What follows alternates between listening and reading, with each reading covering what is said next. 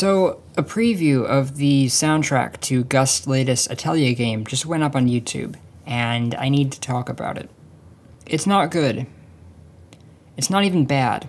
I really wish it was bad, because at least then it would have some life to it. It's worse than bad. It's mediocre. And really, mediocre feels like too high a compliment. It's like, well, it's just empty. It feels like it's devoid of any kind of soul whatsoever. All the songs feel like clones of other, better songs from Atelier's history, as if somebody went through a checklist of ingredients and synthesized each song. They're completely disposable. Let me show you a few of those previews from Nelke and compare them to similar songs from past Atelier games. Listen to them side by side, and then I'll explain what I mean.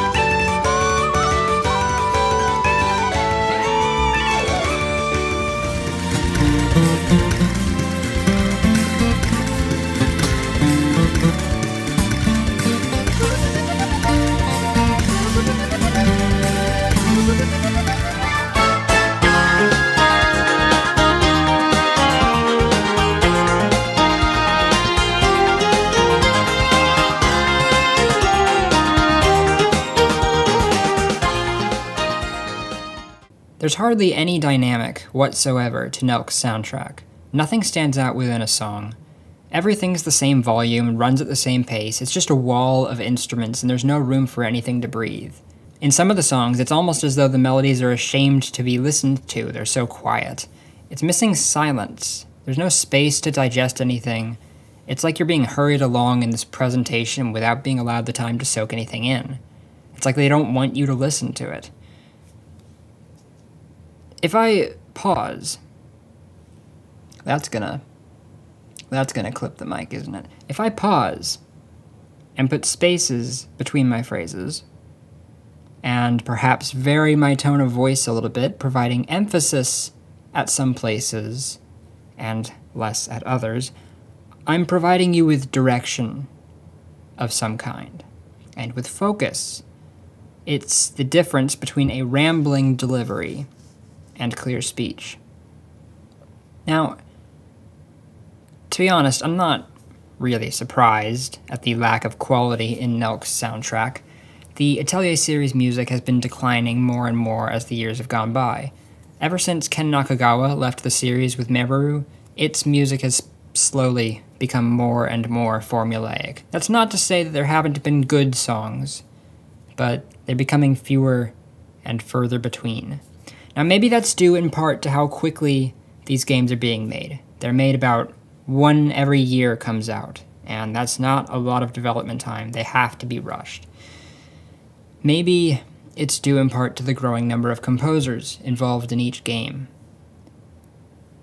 Ken Nakagawa wrote all the music to Rorona by himself, and Totori's music was all done by him and Kazuki Yanagawa. And ever since then, there's been at least 3 composers involved with each game's soundtrack, usually more, and maybe it's a too many cooks spoil the soup situation. I don't know.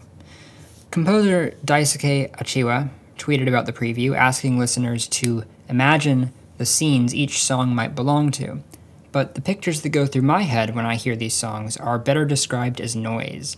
I see a static image of a stereotypical landscape of some kind, like a forest or a town. There's no life to any of it. Maybe the rest of the soundtrack will be better than I expected, but for a preview, something I'd expect to show off the best of the soundtrack, to fail this hard, I don't have high hopes. Koji Kondo of the Mario and Zelda series once said this in an interview. To be sure, that sense of space you're describing is very important to me. Part of it, too, I think, is that I came up from the early Famicom days when you had to make songs with only 3 available channels, and so I aim to achieve the maximum expression with a minimal amount of sounds. I try to evoke something in the silence, in the absence of sound. Rest notes are very important to me, and the connecting space between sounds. Coming from one of the most renowned game composers in history, who's written some of the most recognizable music in history, those are words that should be considered very heavily, and for Atelier Nelke, they were not.